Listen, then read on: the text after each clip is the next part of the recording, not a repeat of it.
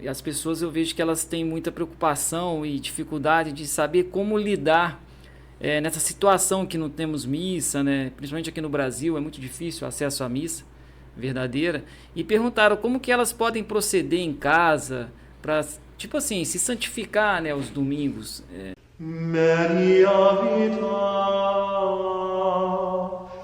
in morte suo.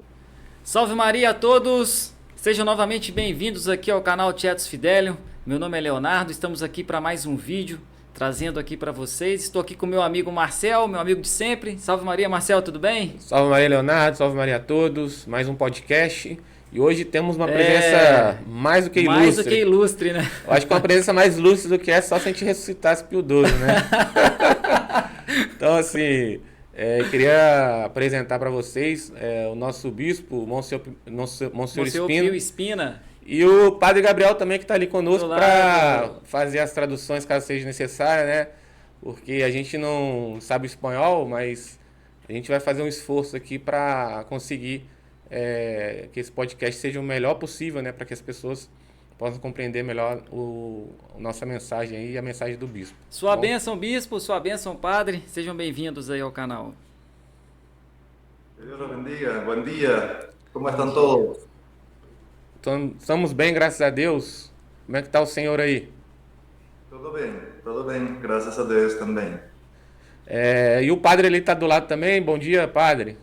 Salve Maria. Salve Maria. Prazer tê-los aqui conosco. Muito obrigado aí pela disponibilidade dos senhores de estar conosco aqui no nosso canal. Para a gente é um privilégio, é uma honra tê-los aqui conosco. E vamos começar, né, perguntando, saber um pouco da história, né, do Mater Dei, né, Marcel? A ideia é essa, né? Do Monsenhor, do Mater Dei, como é que foi toda a trajetória.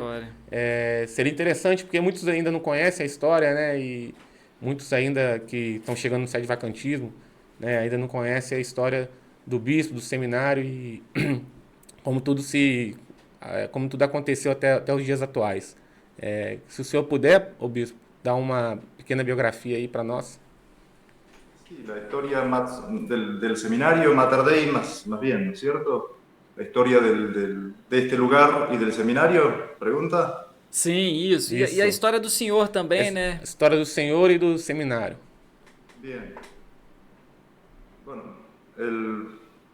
son dos comienzos distintos, pero yo soy el último de 10 hijos. Mi familia, bueno, cuando yo nací en la Patagonia, al sur de la Argentina, en la provincia de Río Negro. El último de 10, somos 7 varones y 3 mujeres.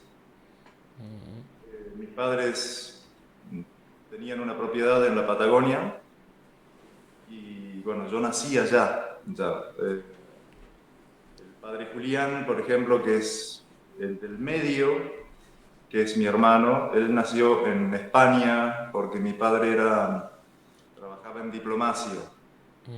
Sim. Y después, bueno, por problemas políticos en mi país, mi padre fue echado, fue quedado cesante de su trabajo y con los ahorros que él tenía compró una propiedad en la Patagonia, en Río Negro. En realidad el campo está en otra provincia que es La Pampa. Se llama La Pampa, la provincia.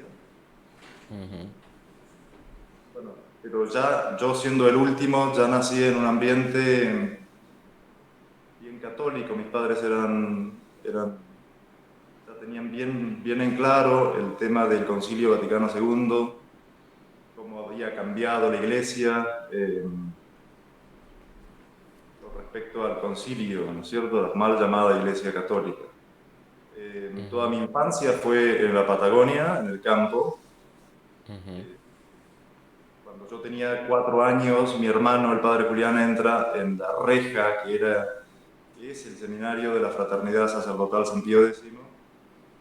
Y bueno, él se forma en su seminario allí hasta los años 89, en donde por problemas internos, no problemas de sede de vacantismo todavía, por problemas internos se sale él con varios otros seminaristas, es más o menos la mitad del seminario se va y con 2 o 3 sacerdotes. Ellos, bueno, la pasan muy mal los primeros meses, de hecho hay meses que viven en carpa, hasta que hay una institución que compra un lugar aquí en Córdoba, que es a donde estamos nosotros ahora, y les da este lugar a ellos para que se establezcan como seminarios, ¿sí? El padre Julián era seminarista todavía. Bueno, cuando vienen y se quedan a vivir aquí, dan 1 o 2 años más o menos, y hay cambian la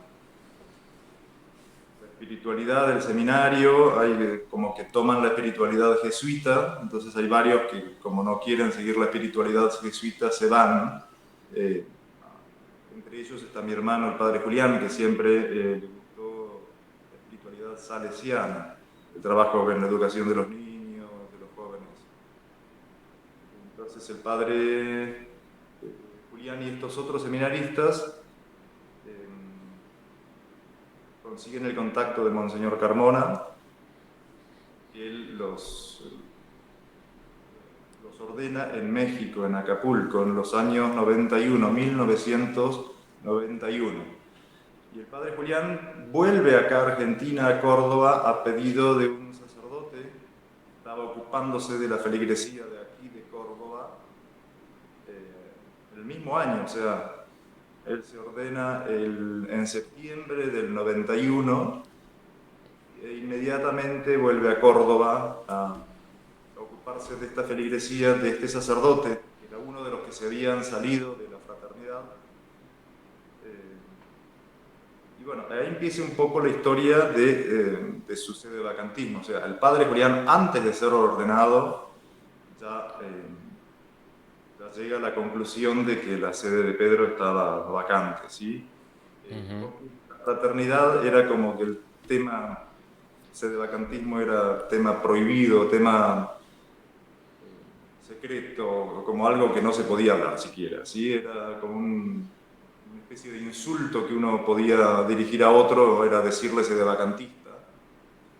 Pero gracias a ese problema interno, vamos a decir, que se sale esta gran parte del seminario con varios sacerdotes, da pie a que se llegue a la conclusión de que la Iglesia del Concilio Vaticano II no puede ser la Iglesia católica, ¿sí?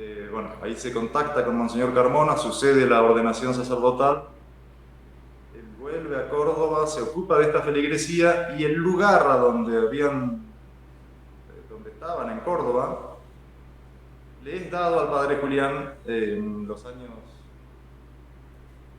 ya no me acuerdo, pero bueno, ahí inmediatamente. De hecho, el padre Julián es como que siempre tomó cargo de esto, porque este lugar queda vacío por un problema que tienen los padres superiores de la institución que estaba aquí, los que se habían salido de la fraternidad, con la institución. Entonces los sacerdotes y los seminaristas de aquí se van, y este lugar queda solo. El padre Julián empieza primero a ocuparse de este lugar, después lo recibe a este lugar para comenzar un seminario y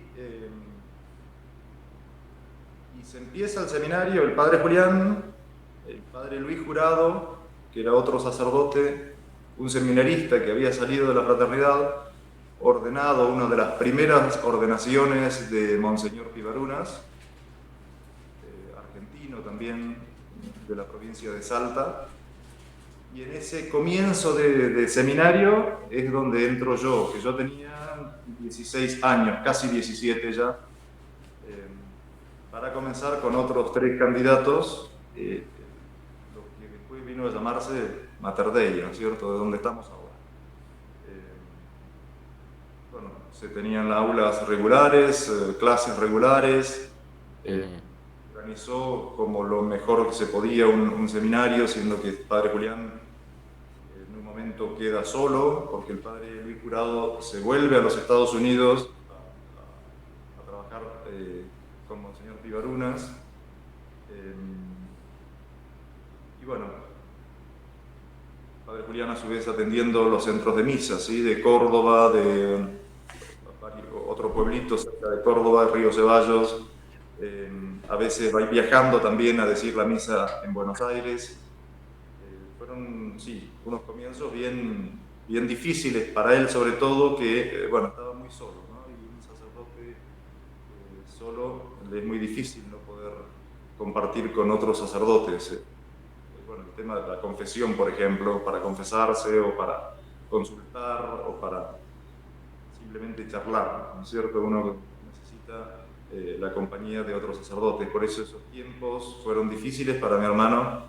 Y, bueno, hasta que vino mi ordenación, que yo terminé, el padre Julián tuvo un accidente en los 99, 2000, ya no me acuerdo bien, y él quedó varios días sin poder celebrar la misa y varios meses en cama porque se quebró el fémur de la pierna.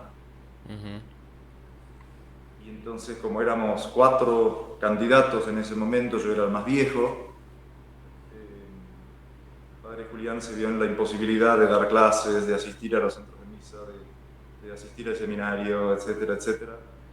Y surgió la posibilidad de enviar a los seminaristas a Michigan, que era el seminario el que ahora es Monseñor Sando. En ese momento era el padre Sando. Bueno, ahí yo terminé mis estudios en Michigan. Me ordené sacerdote en junio del 2003 y ya apenas ordenado sacerdote, o sea, yo me ordené el 14 de junio del 2003 y el 20 de junio ya estaba acá en Argentina ayudándolo a mi hermano, ¿no? Y desde ese momento he vivido siempre aquí. Salvo el año ese que estuve en Estados Unidos terminando mis estudios. Desde que entré al seminario hasta el presente, estoy acá en el mismo lugar. Graças a Deus. Então, ô bispo, a família do senhor chegou a viver tempos no modernismo ou não? O pai, a mãe do senhor? Pasa que mis padres, en pleno Concilio Vaticano II, mis padres vivían en España. Y España en ese momento, por cuestiones diplomáticas, ¿sí? Mi padre era cónsul argentino en Gijón, la Cantabria española. Entonces, el padre Julián nació en España y 2 hermanos más míos, varones, nacieron también en España y en ese momento España era muy conservador, ¿cómo decirlo? Fue justo el gobierno de Franco, que fue un poco la contra del comunismo, que quiso la revolución comunista, que quiso establecerse en España, ¿no? Entonces fue un ambiente propicio para que ellos se dieran cuenta de los cambios que se estaban operando en la iglesia. Entonces ellos prácticamente de entrada, mi padre no quiso saber nada con la misa nueva y siempre buscó y procuró tener sacerdotes tradicionales, vamos a decirlo de alguna manera, que estuvieran en contra de los cambios efectuados en la iglesia. Pero él en un momento busca más seriedad en el Opus Dei, gracias a Dios no entró en el Opus Dei. Después supo de Monseñor Lefebvre, como que nunca estuvo del todo convencido con Monseñor Lefebvre, pero durante muchos años fuimos a los sacramentos de la Fraternidad Sacerdotal San Pío X, ¿sí? De hecho, en la Patagonia, donde vivimos, venían sacerdotes 1 o 2 veces por año y ahí nosotros recibíamos la misa, la comunión, la confesión de sacerdotes que normalmente iban a pasar algunos tipo vacaciones a Pichimahuida, se llamaba un pueblito en la Patagonia, muy tranquilo, en el medio de la nada. 80 kilómetros más cercano, el pueblo más cercano a 80 kilómetros de tierra, o sea, un lugar bien propicio para hacer retiro y descanso. Entonces, iban muchos los seminaristas de la fraternidad también a pasar las vacaciones de verano en casa, por ejemplo, y con ese motivo también iban sacerdotes. Y esos eran los momentos en que nosotros recibíamos asistencia espiritual. Todo hasta que el padre Julián, siendo seminarista, se va de la fraternidad. ahí ya mi padre como que siempre fue, sin tener, quién sabe, la profundidad de todo el problema, pero siempre fue sedevacantista en su corazón, ¿no? Si bien, bueno, estuvo en tratativas con Monseñor Lefebvre y estuvo siendo asistido por sacerdotes de la fraternidad, pero como que siempre tuvo esa posición dura en contra del Concilio Vaticano II y siempre como que decía no puede haber esta contradicción, ¿no? Me acuerdo siempre contaba que él decía bueno, se enojaba muchísimo con Pablo VI en ese momento y él decía no puede ser que un católico esté enojado contra el Papa, acá hay algo que no funciona y el que no era Papa, pero bueno, en ese momento el Papa está diciendo esto no puede ser, o sea, ¿entiende? Había algo contradictorio. Sim. Bueno, gracias a Ô, Dios. ô, ô bispo, o senhor tem esse nome Pio, porque é verdade que o pai do senhor, de Vossa Excelência, conheceu o Padre Pio de Petrocina, se confessou com ele, tem uma história? Conta pra gente aí.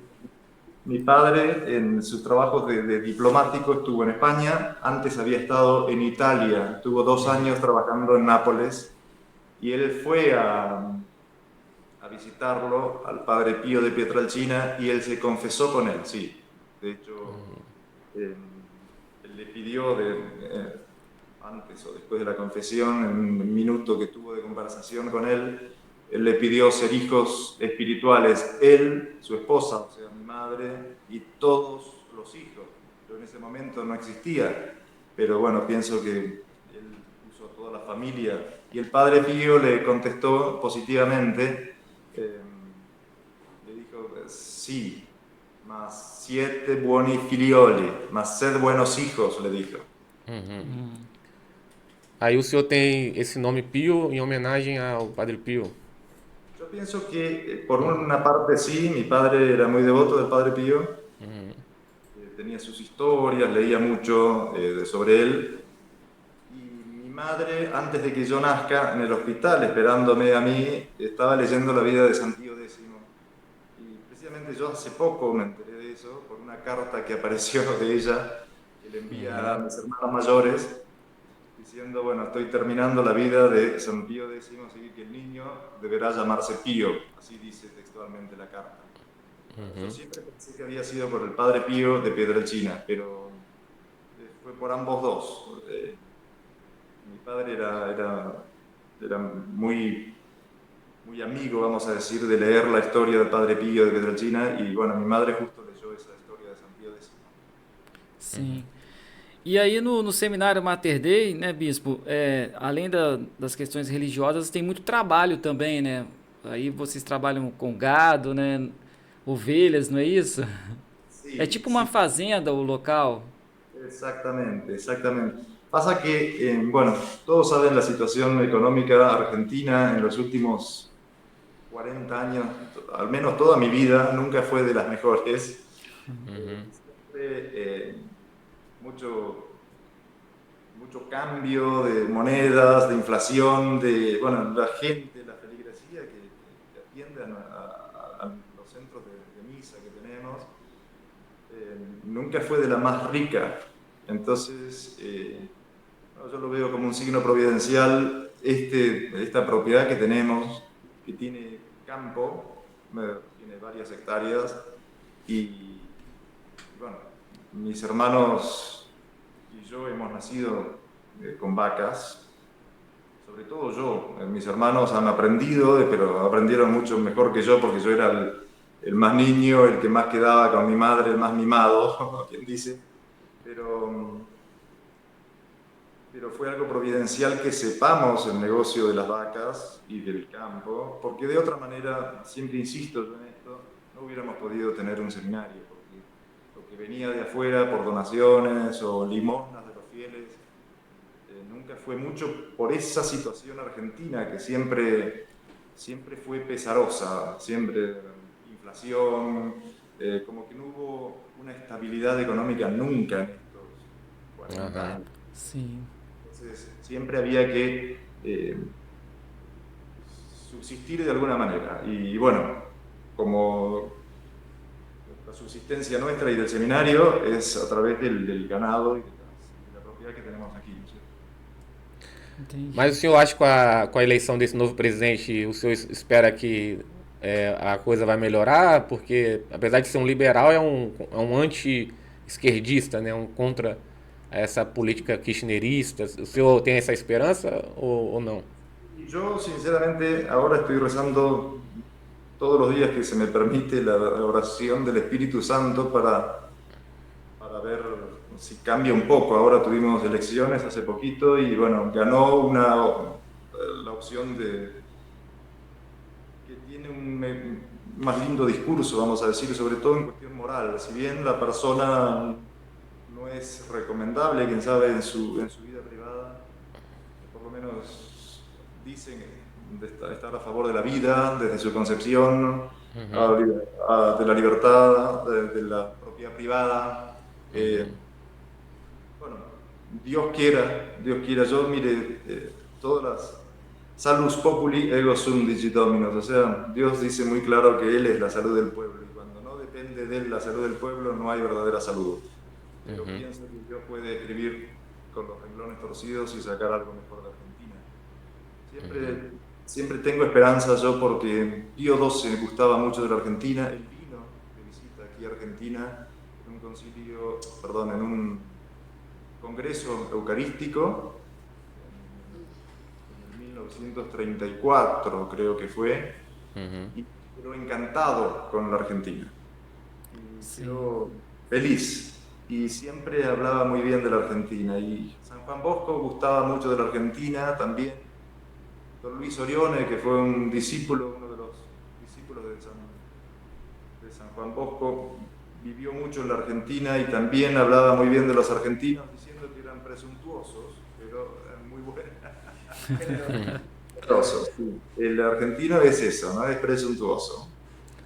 Pero generoso también, y pienso y ruego y pido que la Virgen tenga algún plan a futuro para la Argentina, así como ha dado tanto mal para el mundo como el actual sentado en la silla de Pedro, pueda llegar algún día a hacer algo bueno.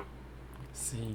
Apesar de que, assim, em relação à Argentina, em relação ao sede-vacantismo, né, a Argentina está bem na frente do Brasil, né, que o Brasil parece que a gente está meio atrasado ainda na questão do sede-vacantismo, né, o sede-vacantismo começou a crescer no Brasil mais ou menos no início aí desse século, né, mas a Argentina parece que é um país talvez até mais católico que o Brasil, né, tanto que o sede-vacantismo aí prosperou mais do que no Brasil, né, pelo menos por enquanto, né.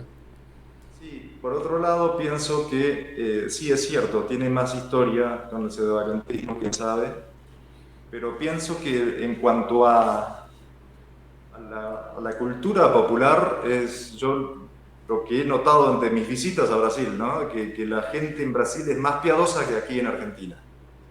La gente el común de la gente, aún la que no es tradicional, ¿verdad? La gente en la calle tiene mucho respeto al sacerdote, muy buen trato con el sacerdote. Acá en Argentina es más frío el ambiente, más liberal. Sí. Pero en cuanto a historia sedevacantista, sí, acá yo repito lo que escuché de mi familia, de mis padres, o sea, el movimiento sedevacantista fue mucho más fuerte aquí a los comienzos, hasta que llegó la fraternidad sacerdotal San Pío X. Como que se diluyó todo, ¿no? Era como que la contra el Concilio Vaticano II era mucho más firme y la gente estaba mucho más convencida, hasta que llegó la posición de la fraternidad, que en definitiva es reconocer y resistir, que es lo que siempre hay. El Papa es Papa, pero no le obedecemos, lo cual es una posición que es muy triste, porque no es la posición de la Iglesia Católica. Sim. Mas, ô bispo, o que o senhor espera, assim, com relação a tudo isso que está acontecendo na igreja? O senhor espera como que isso possa se resolver? Yo pienso que todo lo que está sucediendo en la iglesia, fue anunciado por nuestro Señor Jesucristo, fue anunciado por el profeta Daniel, fue anunciado por el Concilio de Trento.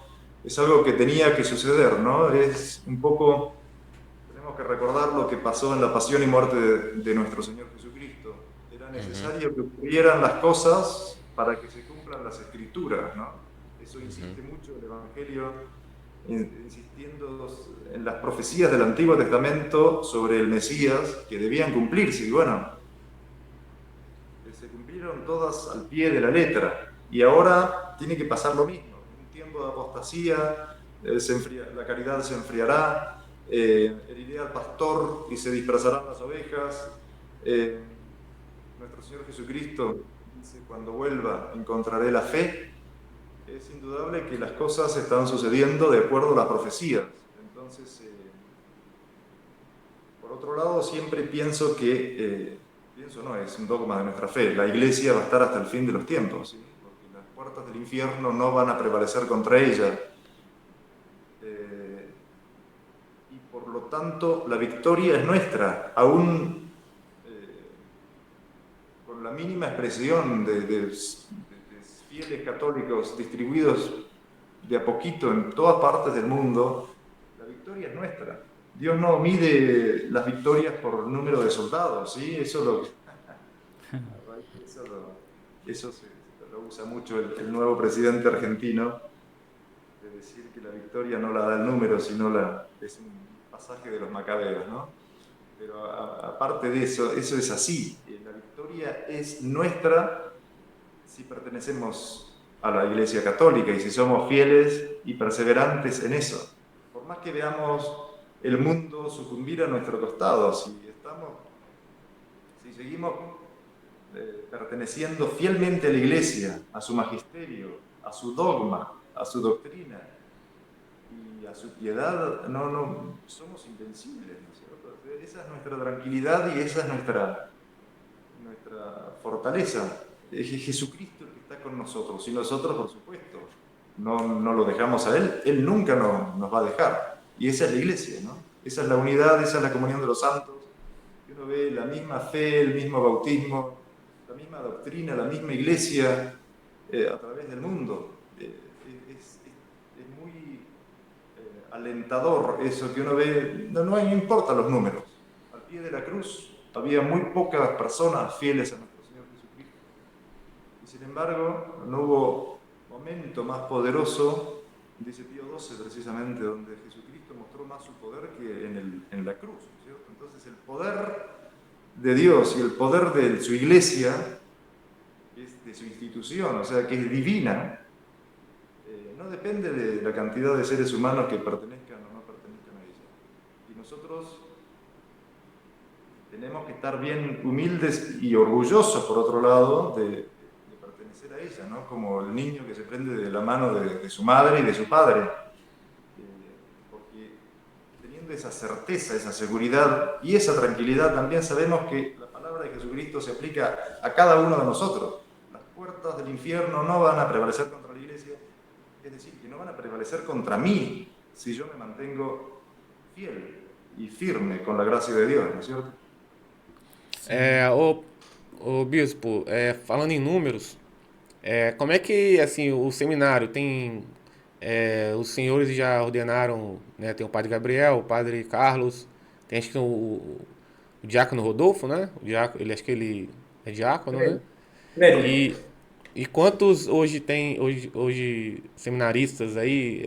Como é que está o seminário atualmente? En este momento somos 12 o 13 personas. No todos son para sacerdocio. Para sacerdocio hay 2 que van a recibir ahora, si Dios quiere, en enero, el diaconado ya.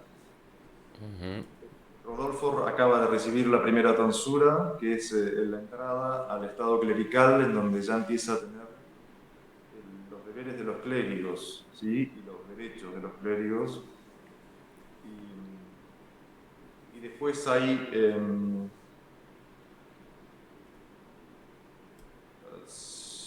en realidad, bueno, están probando sus vocaciones todavía, ¿no es cierto? Hay 2 o 3 más que están periodo de prueba.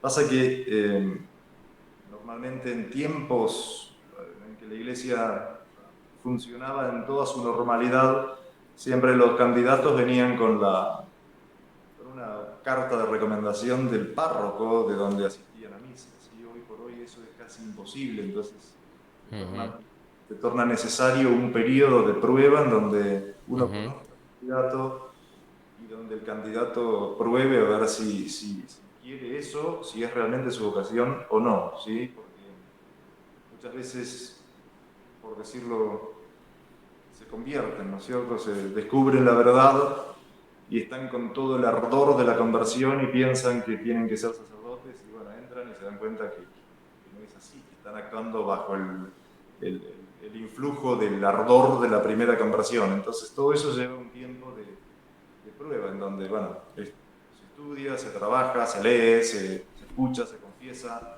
se comulga, sobre todo la asistencia a los sacramentos, el rezo del Santo Rosario diario, eso ayuda mucho al discernimiento de la vocación. Pero bueno, en esos hay 3 seminaristas que ya están en órdenes y otros 2 o 3 que bueno, están en periodo de prueba. Y después hay hermanos legos, dos hermanos. São brasileiros e argentinos ou tem de outras nacionalidades também? Argentinos, hay de Uruguay, hay de Chile. Em média, bispo, quanto tempo leva para se ordenar? Uns 7 anos? Normalmente es un periodo son como mínimo 2 años de filosofía y 4 de teología. Sí. Pero bueno, dependiendo también del candidato, ¿sí? A veces lleva más, a veces se puede adelantar. En el caso del padre Carlos, por ejemplo, se le adelantó la ordenación por bueno, una situación particular que se vivió acá en Argentina, bueno, con el tema de la pandemia, todo eso, no podía venir el obispo a hacernos las confirmaciones, no podía venir a hacer las ordenaciones. Y bueno, era necesario un sacerdote más para la misa, porque el padre Julián, el padre Gabriel y yo viajábamos mucho, y acá teníamos que volver rápido para asistir acá, entonces era necesario otro sacerdote para que cubriera nuestras espaldas. Pero él se ordenó solamente para decir la misa, no podía confesar, no terminara sus estudios. De hecho, ahora, a este fin de año, los está terminando el padre Carlos, ¿no? El padre Carlos de Brasil. Él tuvo 5 años de estudio. Claro, ahora está terminando, pero cuando se ordenó tenía 5 años de estudio. Eso normalmente se puede hacer, pero es algo irregular, vamos a decirlo. No es lo normal, ¿sí? Normalmente, una vez que se ordena, ya tiene que estar listo para poder oír confesiones, por ejemplo. Sim. E o diácono Rodolfo, ele tem uma previsão? Ele não é diácono ainda não. Ainda não? É diácono. Isso é clérigo. Ele é clérigo. É uma ordem já, é um sacramento, que ele geralmente se recebe ao 5º ou 6º ano de seminário. Ele recebeu a primeira tonsura, que é a passagem do estado laical para o estado clerical. Depois da tonsura vem as 4 ordens menores, chamam-se minoristas, aqueles que estão nessa etapa, e depois passam as ordens maiores, que são o subdiaconato, o diaconato, o sacerdócio e, no caso, o episcopado. Mas ele está, digamos, na primeira etapa, ele não é diácono ainda, falta um bom caminho para chegar no diaconato. Ah, tá. Ah, sim. Então não tem uma previsão de quando... O sea, después de la tonsura hay 4 órdenes menores y después son las órdenes mayores. El subdiaconado es ya los votos, vamos a decir, de castidad y ya no hay vuelta atrás en cuanto a eso, ¿sí? O que o direito canônico prevê, depois dos 2 anos de filosofia, durante o primeiro ano de teologia, o candidato recebe a primeira tonsura e depois, de tempos ali estabelecidos pelo mesmo direito canônico, de tempos em tempos ele vai recebendo as ordens menores, depois as ordens maiores. Por exemplo, o seu diaconato é conferido durante ou depois do 3º ano de teologia. E o diaconato e o sacerdócio depois do 4º, ou durante o 4º. Então, por isso, mais ou menos, que falta para o Rodolfo chegar ao diaconato, 3 a 4 anos, mais ou menos, se for, digamos, o transcurso do curso normalmente falando. Se surgir alguma situação inesperada e houver necessidade e, sobretudo, houver a possibilidade de adiantar o curso, porque não é somente adiantar o tempo da ordenação, é adiantar o curso, avançar matérias para que ele possa chegar de maneira digna ao sacerdócio, se é que há necessidade de adiantar a data. Sim. Mas Esses dias. Pode. Esses dias fizeram um comentário, foi até no canal mesmo, e as pessoas eu vejo que elas têm muita preocupação e dificuldade de saber como lidar nessa situação que não temos missa, né? Principalmente aqui no Brasil é muito difícil o acesso à missa verdadeira, e perguntaram como que elas podem proceder em casa para, tipo assim, se santificar, né, os domingos. As pessoas têm essa dificuldade.